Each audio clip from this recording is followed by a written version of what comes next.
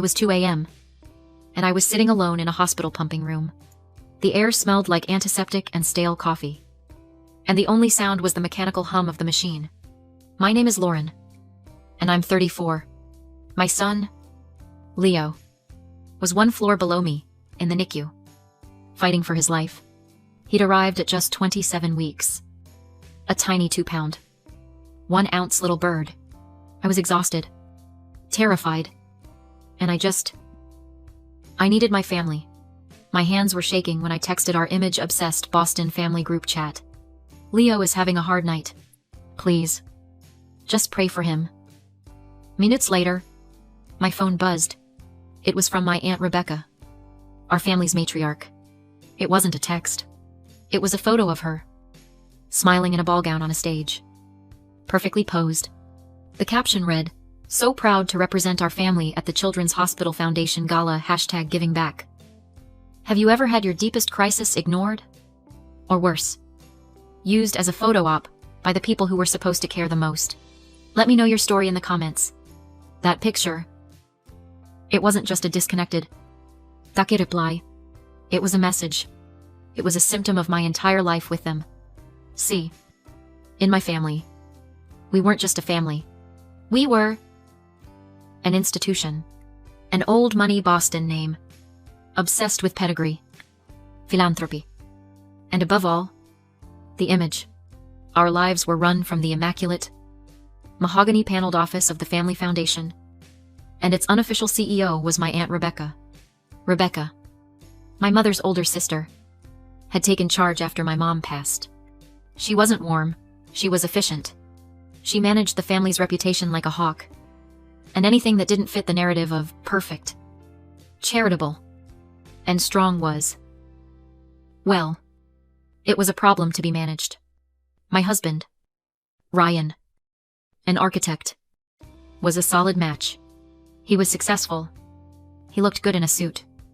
He was approved. But my career, that was a quiet embarrassment. I'm a grant writer. I work for messy nonprofits. The ones dealing with addiction, homelessness, domestic abuse. The kind of problems Rebecca's foundation preferred to solve from a distance, with a large, publicized check. Not by getting your hands dirty.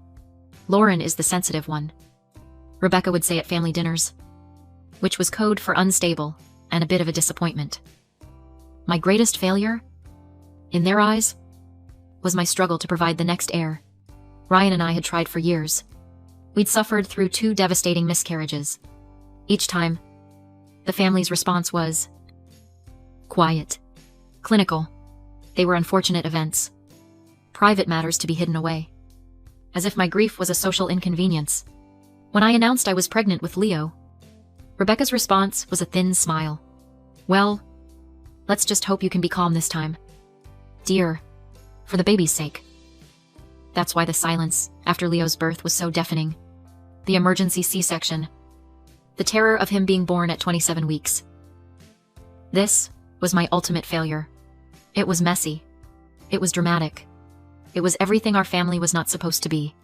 And that picture from Rebecca wasn't just an oversight. It was a statement. I am at a gala, projecting our family's strength. You are in a hospital, projecting weakness. Get yourself under control. I knew, in that moment, I was completely and utterly on my own. Those first few weeks turned into 5 agonizing weeks of total isolation. My world shrank to the size of Leo's incubator. The NICU is a foreign planet. It has its own language, its own gravity. You learn to speak in grams and milliliters. You learn to read the heart monitor, to know which alarms mean he's just forgetting to breathe, and which ones mean run. Leo was so small, just 2 pounds and 1 ounce. His skin was like paper. I would sit by his incubator for 12 hours a day, reading him books I was supposed to be reading in his nursery at home. And the silence from my family was deafening. I would send updates to the group chat. Leo gained 20 grams today. He's off the ventilator and on CPAP. My father, Richard, would send back a single thumbs up emoji. My stepmother, Brenda, nothing. Ryan was my rock. But he had to go back to work to keep our insurance. He'd come in the evenings, exhausted, and we'd sit by Leo's incubator holding hands. Two ghosts in a machine. The only real support I had was from strangers. In the pumping room, I met other mothers living the same nightmare. We were a broken, exhausted little sorority. We formed our own text group. We celebrated when one baby finally took a bottle. We cried when another had a setback. These women, these strangers, they became my real family. One afternoon, I was scrolling social media during a rare break, and I saw it. A picture posted by a cousin. My father, my stepmother, Aunt Rebecca, all of them, laughing, clinking glasses at a Sunday polo match. The caption read, "Wonderful family day." It felt like a punch to the stomach. Their lives were just continuing. Polo matches, dinners, concerts. It was like I had never existed. Like my son, fighting for his life in a plastic box. He was just a piece of unpleasantness they had successfully edited out of their perfect Boston lives. I stopped sending updates to the group chat. I just stopped. The question that was eating me alive wasn't, will my son survive?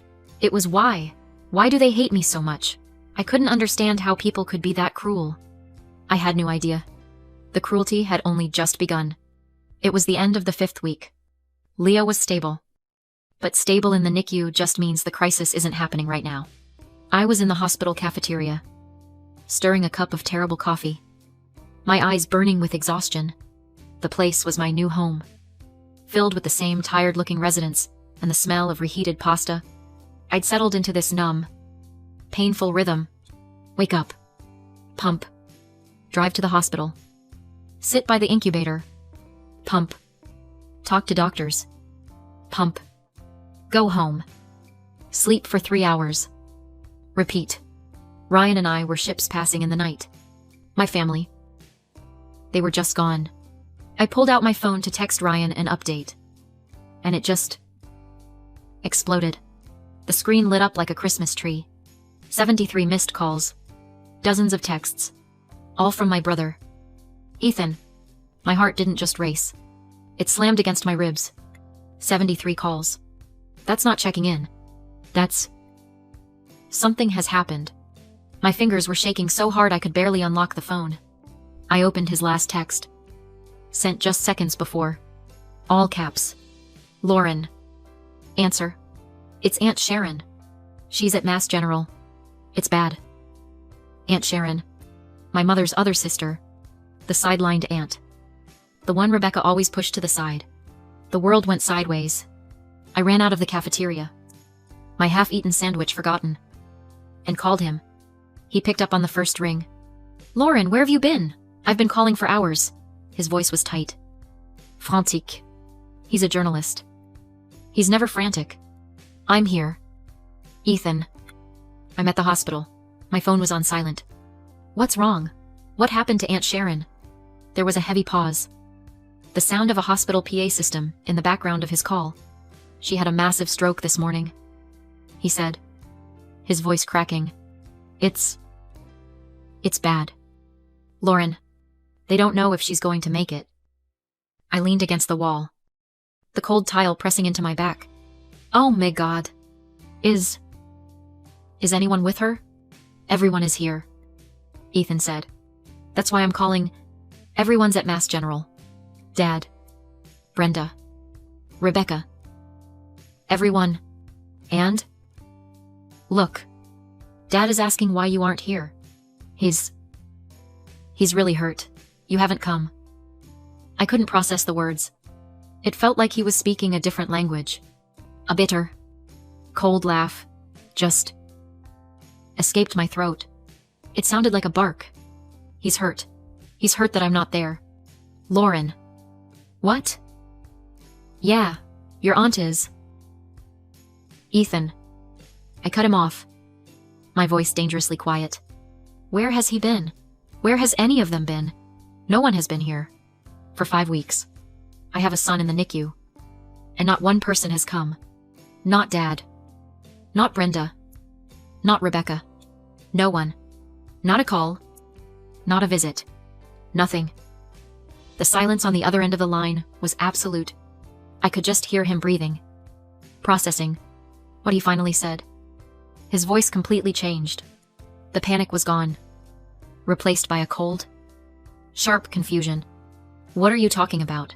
That can't be right. It is. Ethan, I've been alone. But, Lauren, Aunt Rebecca told us she's been coordinating meals for you. She said she's been visiting you, sitting with Leo so you could rest. She said you were completely overwhelmed and told everyone you wanted 0 visitors. She said she was handling everything. Ethan came to the NICU the next day. He's a journalist, so he's trained to be skeptical, to dig. But when he stood over Leo's incubator, all of that melted away. I watched him scrub his arms raw for 3 full minutes. Just like the nurses tell you to. He looked terrified to even breathe near his nephew. "Oh, Lauren," he whispered, just looking at this tiny 2-pound fighter. He's perfect. I can't believe." He couldn't finish the sentence. He just reached one finger through the porthole of the incubator and gently touched Leo's foot. After a few minutes, I led him to the gray, windowless family room. "I talked to Dad," he said, his voice flat and hard. The journalist was back. "I went to their house last night after leaving Mass General." I asked him point blank. "I just waited. It's so much worse than we thought. Lauren, this wasn't just Lauren needs privacy. She went scorched earth." I didn't understand. What did she do? "Ethan." He ran his hands through his hair. "She told Dad that you were suffering from severe postpartum psychosis. She told him the hospital's doctors were worried about you, that they had advised a total visitor ban for your own mental stability. She told him you were unstable, a danger to yourself, and maybe even to Leo." The air left my lungs. It was a physical blow. "She said what?" "She used your depression after the miscarriages as proof," Ethan continued, his voice thick with disgust. "She told Dad you were fragile and not in your right mind. She convinced him that by staying away, he was protecting you. He was following doctor's orders." I saw it all. In that horrible, clarifying instant. The thumbs-up emojis. The silence. It wasn't just neglect. It was a lie. A clinical, malicious, calculated lie. She had painted me as a crazy, hysterical new mother to contain the family embarrassment, to keep the perfect family image intact. And in that moment, I finally understood why. It's a classic psychological control tactic. It's called being a narcissistic gatekeeper. Rebecca had built her entire identity around being the family's center of gravity. She created a hub-and-spoke system where all information had to go through her. By controlling the communication, she controlled the family. She didn't just isolate me, she isolated everyone from me. It wasn't enough for me to be the sensitive one. She had to paint me as the unstable one, because that reinforced her own position as the stable, capable matriarch. It wasn't just jealousy. It was a cold, systematic move to maintain power. She was protecting the foundation, the family name. My suffering wasn't a tragedy to her. It was a liability. "She's been gaslighting our entire family for years," Ethan said, as if reading my mind. I never saw it until now. I looked at my brother, and the fog of grief and confusion I'd been in for 5 weeks finally cleared. It was replaced by something cold and hard and sharp. "Set up a call." "Ethan," I said. "What?" "Set up a video call. With all of them. I want them to see me. I want them to see my son.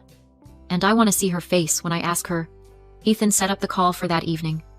He used his laptop, setting it up in the small, beige family room just outside the NICU doors. My hands were steady. The woman who had cried herself to sleep for 5 weeks was gone. In her place was someone I didn't even recognize. Someone who felt cold, clinical. Ethan hit the call button. A second later, their faces flickered onto the screen. They were all there, crowded into Aunt Sharon's hospital room at Mass General. My father, Richard, his face looking 10 years older. My stepmother, Brenda, wringing her hands. And in the back, her arms crossed, was Aunt Rebecca, her expression carefully neutral, like a CEO observing a hostile negotiation. "Lauren," my father began, his voice thick and trembling. "Lauren," Ethan told us. "We had no idea. First," I said, and my voice was so cold, it startled even me. "Look at him." I picked up the laptop and walked the few feet to the large viewing window of the NICU. I angled the camera at the tiny incubator in the corner, at the blue Billy lights, at the nest of wires. "This is your grandson. Dad, this is Leo. He is 5 weeks old. He weighs 2 pounds and 1 ounce. And for 5 weeks, he has fought for his life. Alone. And you believed a lie. You believed I was crazy. Because it was easier than picking up the phone and calling me yourself." My father's face just crumpled. He put his head in his hands. Brenda was openly sobbing.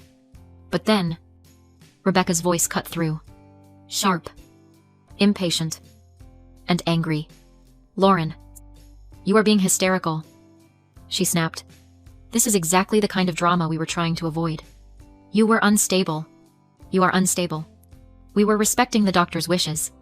"The doctor's wishes," I said, turning the camera back to my own face. "Or your wishes. Rebecca, you never spoke to a doctor. You never came here. You never made a single call." "I was protecting this family," she shot back, her mask of composure finally cracking. "Protecting your father from your emotional breakdowns. Someone had to manage the situation." "Manage?" I almost laughed. "Is that what you were doing at the Children's Hospital Gala? Was that managing the situation? Tell me. How did that picture feel, Rebecca, when you were on that stage, accepting applause for your generosity?" I leaned in close to the camera, and the entire room went silent. How did it feel? Knowing my son was on a ventilator just a few miles away. You didn't just lie. You performed. You used my son's crisis as a prop for your reputation. You didn't protect this family. You protected your image. My father looked up, his eyes wide, first at me, and then turning slowly to look at Rebecca. The shock on his face wasn't just guilt anymore. It was comprehension.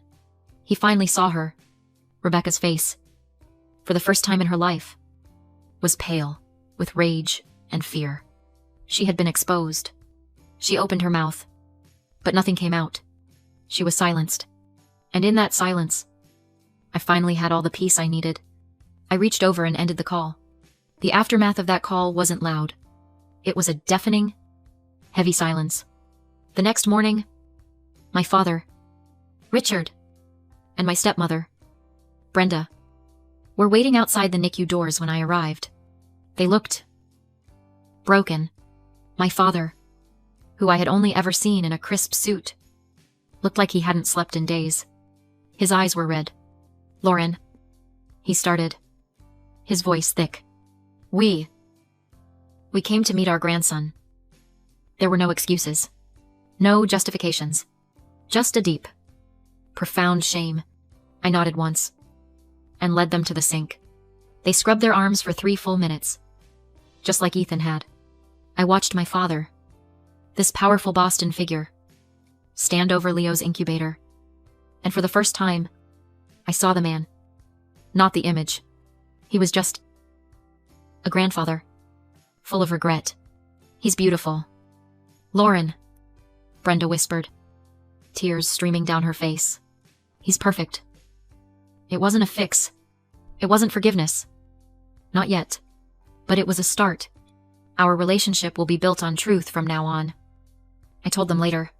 Not on image. Or it won't be built at all. My father just nodded, his eyes never leaving Leo.